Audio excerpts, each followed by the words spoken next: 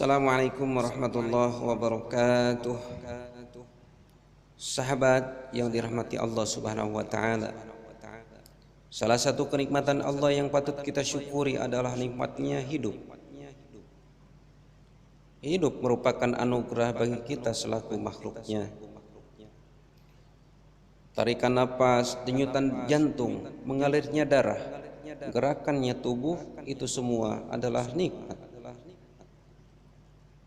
Tidak ada itu semua berarti kita mati. Bisa makan, bisa minum, tidur, bangun lagi, itu semua merupakan nikmat yang wajib kita syukuri adanya. Kenapa kita harus bersyukur, mensyukuri itu semua? Karena tidak semua orang bisa hidup dan mendapatkan nikmat itu semua. Betul tidak? Ada yang masih janin sudah mati, ada yang baru lahir mati, bahkan ada yang masih berusia balita pun mati pula.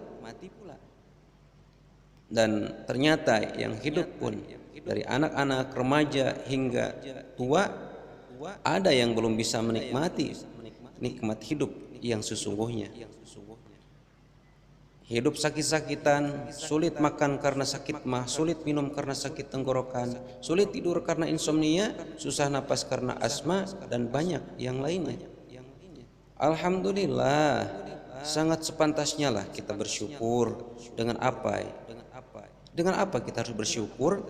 Kata Nabi, mensyukuri nikmat bisa dengan dua cara. Yang pertama bilisan, yaitu dengan lisan kita, lidah, dengan ucapan hamdalah, alhamdulillah rabbil alamin. Segala puji bagi Allah Tuhan semesta alam. Ucapan itu paling sederhana dan paling minimal dan paling mudah. Tetapi itu belum cukup dan belum lengkap tanpa diikuti yang kedua, yaitu bil arkan, yaitu bersyukur dengan anggota badan. Bagaimana caranya? Yaitu menggunakan seluruh anggota badan bergerak hanya untuk ibadah agar mendapatkan keridhaan Allah Subhanahu wa taala. Mulut jangan asal makan, halal haram gak peduli, yang penting kenyang. Lisan jangan asal ucap sehingga banyak menyakiti hati saudara kita. Telinga jangan asal dengar, perdengarkan kepada hal-hal yang baik-baik saja. Tangan jangan asal ambil, jadikan tangan yang pemurah, banyak menolong orang. Kaki jangan asal langkah, melangkah kaki hanya ke tempat-tempat yang dicintai Allah, pengajian, majelis ilmu, silaturahmi, dan lain-lain. Mata jangan asal lihat, jangan asal pandang, palingkan dari hal-hal yang bersifat buruk dan gunakanlah untuk membaca kitab Al-Quran, melihat ciptaannya yang menimbulkan sifat tafakur kita. Belum lagi hidung, telinga, kulit, dan lain sebagainya. Itu semua mesti kita syukuri untuk digunakan mencari keridhaan Allah, supaya jadi ladang amal ibadah kita di masa yang akan datang.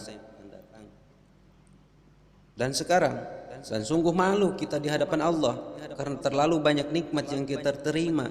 Di samping nikmat hidup sampai tak terhitung jumlahnya, yang kita justru banyaknya lupa untuk mensyukurinya. Makanya jangan heran kita bisa lihat bersama bagaimana keadaan sekarang.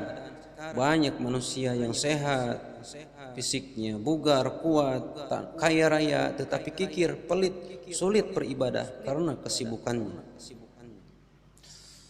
Diberi nikmat yang banyak, tetapi bukannya makin dekat dengan sang pemberi nikmat, justru sebaliknya, ia makin menjauh dari rahmat dan ridhonya.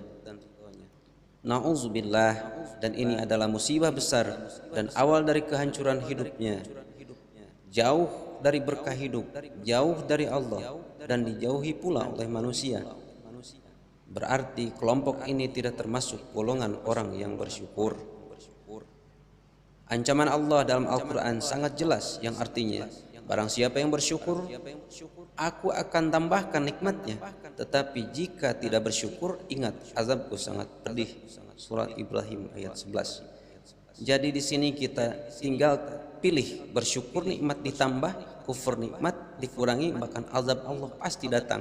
Dasarnya sederhana, bersyukur itu berterima kasih kepada Allah atas segala nikmat yang kita terima, baik secara lisan maupun bil arkan, dengan tujuan hanya untuk ibadah mencari keridhaan Allah.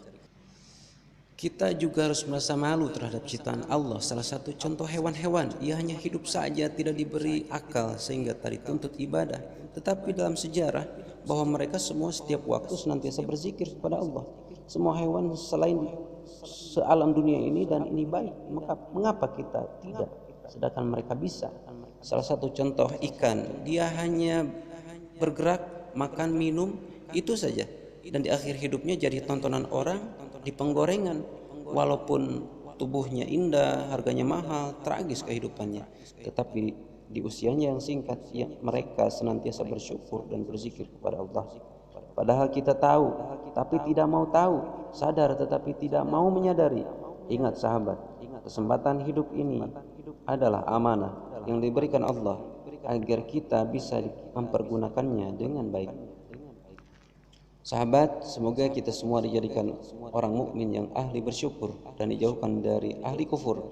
Mari kita sama-sama bersyukur, terutama nikmat hidup ini yang singkat ini kita pergunakan sama-sama kepada hal yang bermanfaat dan menjadikan bekal kita nanti ketika menghadap Allah Ta'ala. Amin ya Allah ya Rabbal Alamin. Wassalamualaikum warahmatullahi wabarakatuh.